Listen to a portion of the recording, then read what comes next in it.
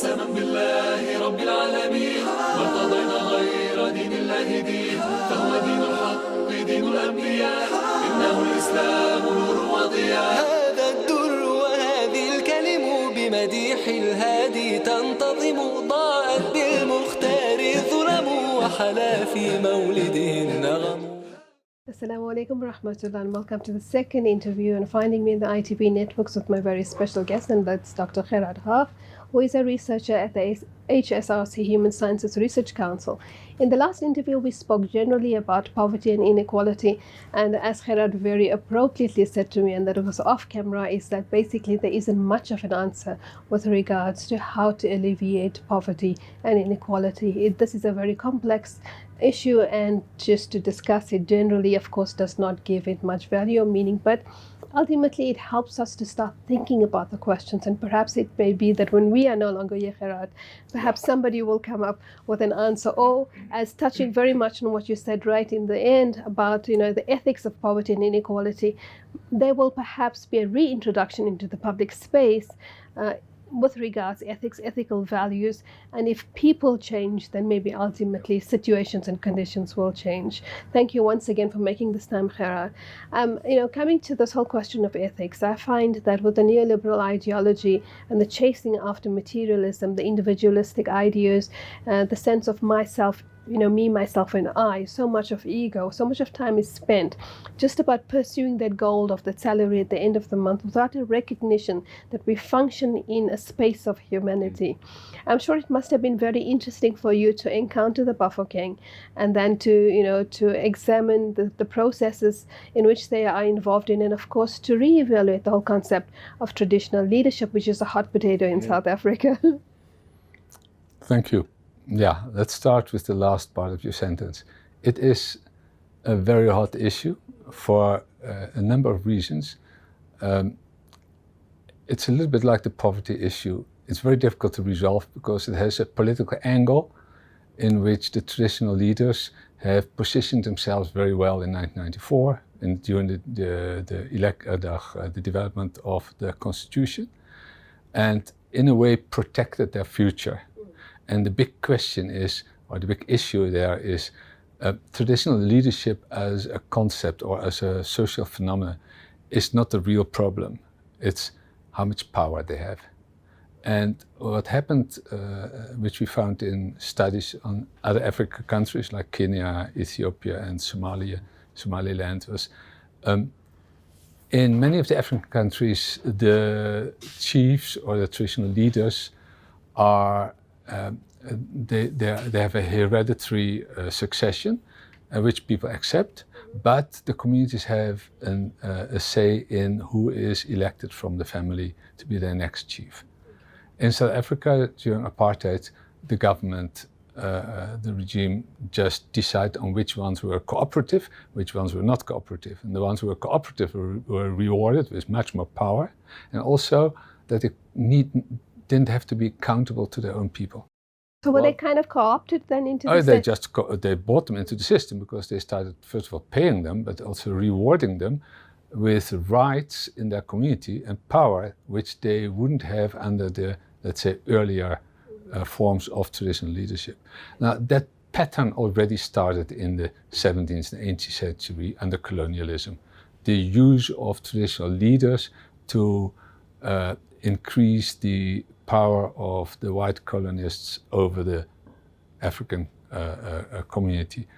What happened in South Africa is that it coincided with a number of pieces of legislation around apartheid, which made the whole power relationship within, let's say, in the rural areas, in the traditional communities, far more complex, because there were no appeal and no refuge openings. You couldn't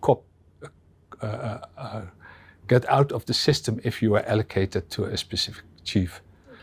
And that is something which happens in very few African countries, usually, and also in history. From a tribe, if a number of families were not happy with what the chief were doing, they had the option either to go to what they call the Khotla, the community meeting and raise the issue, and then the Ghotla would decide on whether the chief could stay or whether he had to be corrected. Or they could move out and start their own tribe somewhere else. And that could be done because there was much more space available. Now, space has been completely taken over through colonialism, but also through later mining companies, etc., and state. So that option to get out of the system, out of a specific traditional community, doesn't exist anymore. And much of the legislation that was since the early 1900s has been based on the fact that people were allocated a living space and they couldn't move out of it. It's the same like the forced removals. There were people were moved to the Bantustans, and you didn't have a choice. That's where you stay, and the man that stands there is your chief. And suddenly you find that he can enforce his own personal interest onto you. So what is different about the Bafokeng then? First, let me ask this, have the Bafokeng been co-opted into the state, or have they maintained their independence? What happened is the one thing, the core of the one way to get out of the system for the tribes, if there was at least some unity, that was already before 1900, was to buy land for themselves. And since 1860s, the Bafokeng consistently bought land for their own people in the Rustenburg area. So were they allowed to buy? Because, and, you black people... they had Paul Kruger, who knew them well, encouraged them to buy it, and when the law came that they couldn't have a tribal ownership, they used their missionaries, the German missionaries who were there, to have the title deed on their name. So as nominees for them? As nominees. Okay. So the missionary would have signed the title deed, but there would be an agreement that he did it on behalf of the tribe.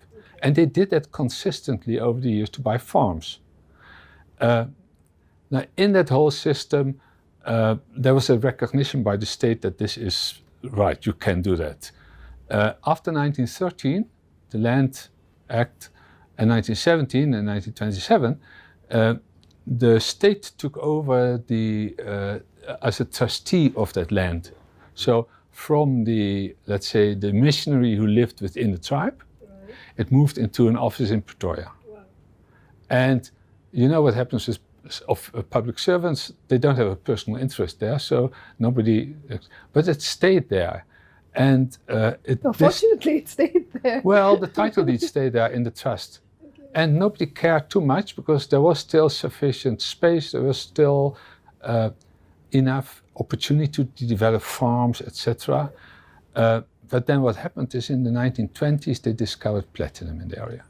So that made a major difference. And suddenly the state became interested in the area. So they started allowing companies like Anglo Plat to start mining in an agreement with the state, or with let's say the governor who was or the senior official who was, or the minister who was responsible for that specific geographic. And that is despite the fact that the land actually belonged to the Bafokeng people. Yeah, and that it was formally accepted, but a decision by somebody in Pretoria has more power than a decision in Rustenburg. It's as simple as that. But the Bafokeng leadership, which had been in a leadership for more than 200 years, so it was very well established in the tribe and accepted. They carried on with buying and bringing in, because they collected money from, let's say, their younger tribal male members who were sent to the mines to bring in cash, and that cash was used to buy land where possible, but they also bought legal power by appointing attorneys to protect them. And that increased after 1995, because then already a number of mines had established themselves in the area. And not only with the Bafokeng, also with the Bagatla, a whole number of tribes were there in that area. But the Bafokeng were the ones who were, for one other reason, and they say it has a lot to do with this purposeful buying system through lawyers since the early 1900s, that they knew, but we can counter this invasion of our agricultural land by mining, because mining destroys agricultural land. We all know that. And what happened in the end is that their arguments and their court cases became stronger than the ones that came from the mining houses and from the government. So, but I'm just curious there that, you know, considering that the Bafokeng were black in an apartheid state, how is that the law then gave them preference, or that even if the argument was stronger? I think they took more initiative. I think that was the big thing. They understood at a very early stage the power of a legal representative in your team. Okay.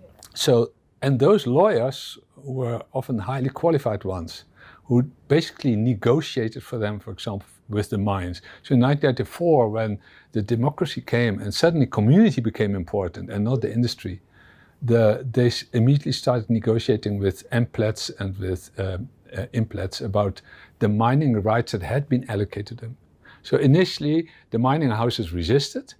Then ultimately, the legislation changed around land ownership. And then the title deeds were brought forward. And there was an agreement, yes, indeed, the Bafokeng tribe was the official owner of that land. So the mining houses made concessions. They paid, I think, 5% or 3% of the profits into the coffers of the tribe. That's peanuts. We're talking about, well, you talk about millions of rands. Oh, is that 5% or 3% backdated, or is it? No, in those days, it was peanuts. Yeah. And Bafokeng very quickly realized within 5 or 6 years, we mustn't have those yearly profits out of their net profit, because all their costs were deducted, all the salaries were deducted, so we only share in the little bit that's left as a profit. So they convinced or negotiate a deal in which they got shares. Okay, we have to go to a break. When we come back, I want to take this a little further. We'll see you after the break. بمديح الهادي تنتظم ضاءت بالمختار الظلم وحلا في مولده النغم بمديح الهادي تنتظم ضاءت بالمختار الظلم وحلا في مولده النغم. Assalamu alaikum and welcome to the final segment of the second interview with Dr. Gerard Hagg, and we're speaking about the Royal Bafokeng. Now, I stopped you, Gerard, at a very important part when you're speaking about the Bafokeng, realizing that, you know what, the profit was not enough, let's go into share. So have they gone into shareholding with the different mining? With IMPLATs, especially. And they got huge amounts of money within a very short time, because that's a different story. And it was when the platinum price went up. Phenomenally. And the reality was that at that stage they appointed a fund manager for themselves. They listed onto the JSE and they established offices in Sandton, in the center of the whole economy. And they were successful in increasing that first 6 billion that they received from the value of the shares into a 30 billion package within 10 years' time. So visionary leadership? Yeah. Ethical leadership? Yes, to a large extent, in the way that they used those profits. They had two visions. The one is the Bafokeng must enter into the 21st century. So a modernization project. Definitely modernization. But at the same time, we must retain our ethnic identity. Major challenges, and we did research for them for 3 years on that, and we came up with a few solutions, but the reality is that time is catching up with them. But the fact was that the other decision that they took, and it was very purposefully not by the current chief, but the previous one, Jose Leroux Moratleghi is the current one, his brother who was before him, said, whatever profits we get, we must establish our own administration, our own development, let's say, empire. They built a municipality, not even municipality, in some ways a province, a state within the state. They even considered at some stage to have their own constitution. Wow. And all this is down here in Rustenburg, in right? Rustenburg, and it's all done in very close. And the way they did it is step by step. They changed their traditional institutions, where they usually had Grota, which is the highest community member meeting once a year or twice a year, and their chiefs or the Dikhosana meeting. They brought together with that, what they call now the traditional councils, which government brought in as a compulsory representative body. They put them together into a Supreme Council. And that Supreme Council was then surrounded with a number of institutions, some public non-profit organizations, some companies. And so the financial stream, the revenue stream that came out of the mines went into a development trust. And they built a college, a high-level school college with the highest performance that you can think of. They improved the schools, they improved housing, they improved water reticulation, roads, etc. So basically providing services that the state would provide, right? But and they did it because the state couldn't do it. Rustenburg municipality didn't have, first of all, the capacity, but secondly, they didn't have the legal powers to work in this area because it's private property. It's owned by the tribe. And the municipality and the traditional leadership never worked together well. But I mean, from what you're telling me, it seems that they're far more progressive and far more visionary than we find our cadres generally in state employment. Yeah, generally, because they have a smaller community, there are only 125,000, 130,000 people, so they can focus it. But imagine that you've got a community of 150,000 people with around 50,000 foreigners, what they would call Bahiri, people who are not Bafokeng, who don't have the citizenship, working on the mines. So do you need citizenship to be part of the Bafokeng? Sort of, yeah. Okay. There is an awareness. You have to be able to tell what is your totem, and you have to tell what's your kutle, your family heritage. Relationship. And that has to be established through the community registers that register every birth. Okay. So there is a very strong ethnic identity issue. And what happened is that they established an administration with over 600 members in the administration, with a department of housing, a department of education, a department of service delivery, like a normal municipality. Water and sanitation? Water, sanitation, everything. Okay. And with very well-trained supervisors. And the people they pulled in were drawn in terms of their capacity and their educational levels. So, highly educated system that provided service to the community. But there are downfalls to that type of system, always. It's not possible to establish a state within a state. That's the first thing. Secondly, when the platinum price went down, their 800 million rand that they had annually for the administration dropped substantively. So I had to get rid of a number of people, which didn't go well with the community, of course. And secondly, they found that the sustainability of their services becomes more costly over the years. And that's why a municipality can do it, because it gets money from the fiscus. And they didn't. And with the platinum price still being at around, I think 900, something like around an ounce, they won't easily resolve that one. But so the people who live in the state of Bafokeng, basically, do they then also pay like rates and taxes, etc., or is most of this provided free to them? Most of it is provided for free. It comes from the revenue. People pay for electricity because that is bought from Eskom.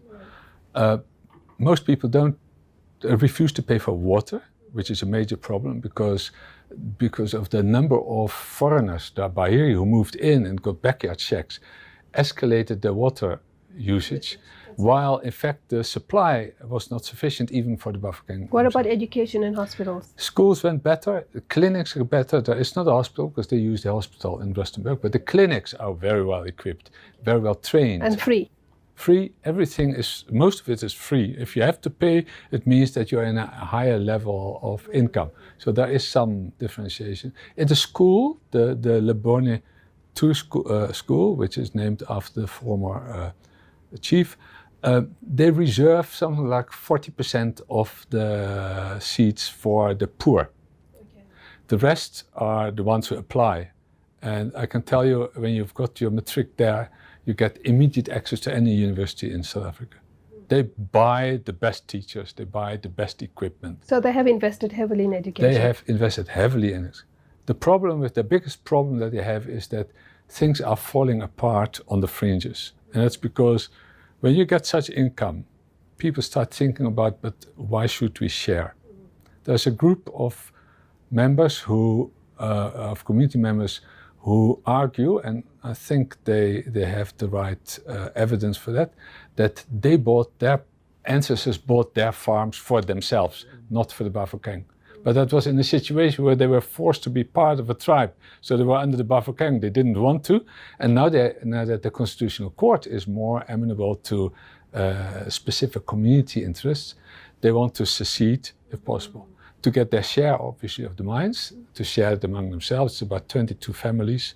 And there are certain areas where there are a number of informal settlements. So again, divide and rule or informal infighting, basically, to split them up. It is problematic. But the difference is that they try to do it more with negotiations, through negotiations, but there are court cases around those land by association. But the reality is the structures are in place to find solutions through negotiations. At the local level, at the regional level, the accusation is that the leaders in all those places are literally aligned to the chief, or most of them. So whatever happens, anyway, the chief will get what he wants. Just a small thing which people tend to forget, the current chief has a degree in architecture. He's a qualified architect.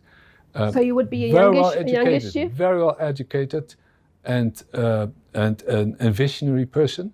Sometimes I think too visionary. They had a fantastic plan for the future of the Bafokeng area economically, and the reality was that it was based on the assumption that the platinum price would always stay above $2,500.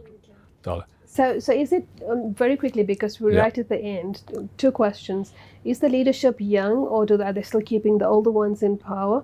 And secondly, how are they mobilizing the youth to maintain this Bafokeng identity? Right. The first question, mixed. There's a younger generation of local chiefs, headmen. So they do train them to come into positions they're trained, but usually they get, a number of them have degrees. So because they want to get them into the schools and to the universities. So a far better educated number of headmen that can operate there. And in terms of your second question, the youth and identity. The youth. They have, just one example, they have established a WhatsApp group for all members of the Bafokeng. That means I still get invitations to meetings. If there's a meeting, you get an invitation per SMS. So everybody gets an Everybody in it. And the youth are allowed to raise their voices at the various Magotla. Nice. The reality is that the youth increasingly is not interested in traditional and ethical in the issues of ethnicity. They want jobs, and there are not that many jobs anymore because the mines are closing down, and they want to have a higher income than usual, than, let's say, the people around them, and they want a nice life. It's as simple as that, and we all want that. They probably want to leave Rustenburg too. And many of them are leaving Rustenburg. They have the Bafokeng have established a bursary system for their best learners to go to universities all over the world. And one of the original conditions was that you must return. You must plow back what you had. And they found it can't be done. They get don't jobs want to in Johannesburg. No, you don't go back to the Bafokeng area.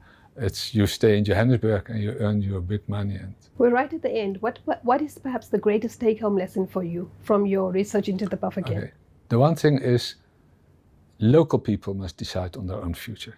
It's very important. The developmental state is necessary for an overall policy, but at local level, local people must be able to have a say in matters that apply to them. So more participatory governance. More participatory democracy, and that must be structured, and it must be protected, because in the tribes around them, it happens, but it's always contested, and there's a lot of fighting around money in the other tribes. So. And the other big lesson is we can try to be globally oriented. We can believe in the universal human being. The reality is that Africa teaches us a lesson about local identity. And that thing around identity hasn't been worked out properly in South Africa because it has been distorted under apartheid. Now we have to find a new identity, and now we get those WhatsApps, and you get all the digitalization, and et cetera, the postmodern society. And in the postmodern society, there's no space for groups. It's the individual that counts. So, but ultimately, we are individuals in a community or in a group or in a society. I think we are, and we are despite the individualism, because let's say the super individualism in our society has its downfall. The reality is, there's a price to be paid. And a simple example, I know it's a bit off but it applies to the Bafokeng as well. In the United States at the moment, the average person has only 1.5 person available in case of emergency to whom they can appeal. It says something about community. It does, but I have to stop you there. We're right at the end. And I think that South Africa is unique in that community society has always played an important part. And despite all our divisions, etc., we've always stuck to our communities. Let's hope that, as you say, we recognize this and we don't lose this. Because in chasing the global world and global trends, we might just lose something that is far more important than money. Thank you, Gerard. Thank you for sharing these wonderful ideas. Fi amanillah. Wassalamu alaikum wa rahmatullah.